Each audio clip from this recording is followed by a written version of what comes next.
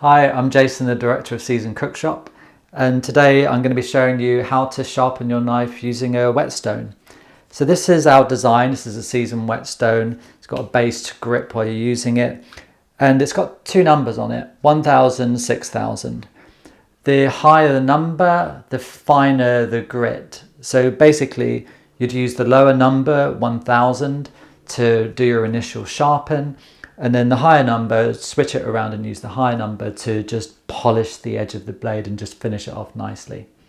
Okay, so there's basically two elements to using the whetstone. There's the pressure and there's the angle.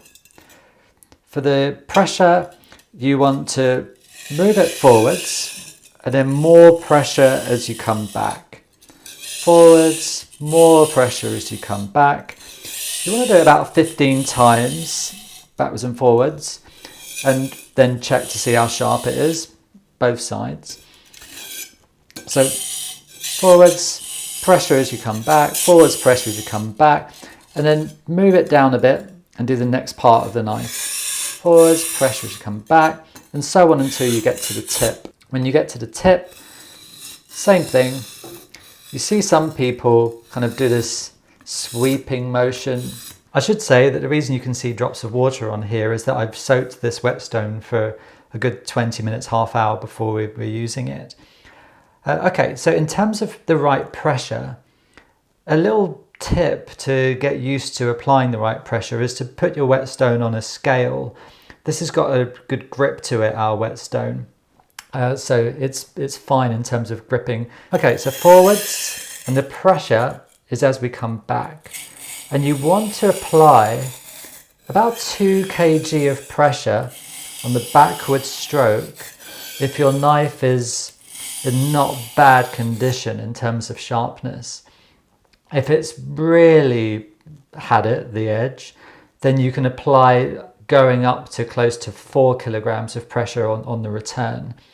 So between 2 and 4. So forwards, back, and you can see on this scale I'm just over 2 at the moment, so I'm fairly happy with that. You don't necessarily, of course, need to put it on a scale every time you use it, but just to get you used to the idea of how much pressure to use, it's a nice little tip. Okay, so we've spoken about how much pressure to use. In terms of getting the angle right, this is a really easy way of doing it. We sell these separately. This is a seasoned knife guide, and it just slides onto the back of the knife and sets it to the right, pretty much the right angle. It's never going to be an absolute exact science, but it's a hell of a lot better than just guessing. The other nice thing about this is very often people will say, put your thumb on there and you want it halfway up your thumb as a guide. I find by the time you've dragged your thumb backwards and forwards over a whetstone, your thumb's not necessarily in the best possible condition afterwards. So this tends to make it a lot easier and more pleasant an experience, and also just get the angle pretty much where you need it. This is a double-sided whetstone. So we've used 1000. You then just do exactly the same thing, but on the higher number, so the finer grit whetstone, and just really 15 backwards and forwards again, just to really polish the knife to a really fine point and make it beautifully sharp. After a while of sharpening, you'll notice that your block starts to dry out, and just get a little bit of water, stick it over the top. You'll also notice a kind of grey, kind of sludgy material on the block. Don't wash that off. That's lovely to ease the process of sharpening your knife. So that's your friend.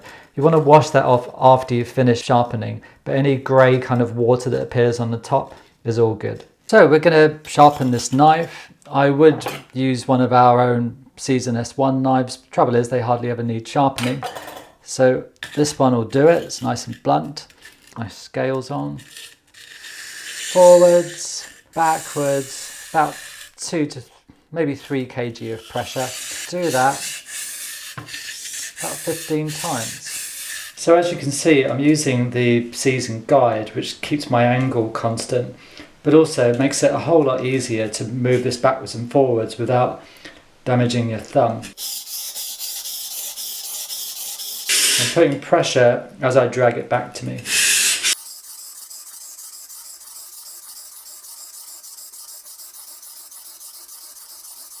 And as it dries, I'm just getting a little bit of water, putting a little bit of water over it. Move this down, then onto the next part. So as I'm doing the tip, I'm doing this slightly circular motion just to make sure that I'm getting all the way to the tip. Again, pressure as it comes towards me, and not too hard here because otherwise you'll end up snapping the tip off your blade. And when you're done, just turn it over, pull the guide back to the beginning, and start the process on the other side.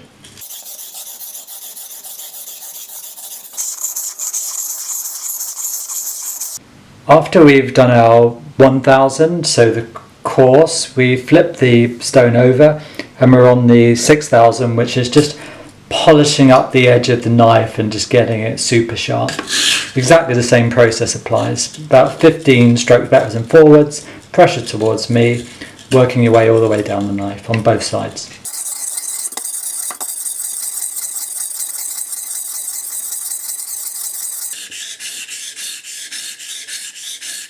So we finished sharpening our knife and it's now lovely and sharp. So basically the motto of the story is, if you can put aside the 20-minute soaking time and the 5 minutes or so it takes to sharpen your knife, a whetstone is definitely the way forward and worth the investment for a super sharp knife. And if you can't be fussed with all that, then a pull through is a great compromise and certainly better than not sharpening your knives at all. And if you don't want to do any of the knife sharpening, our 4 London stores will sharpen them for you.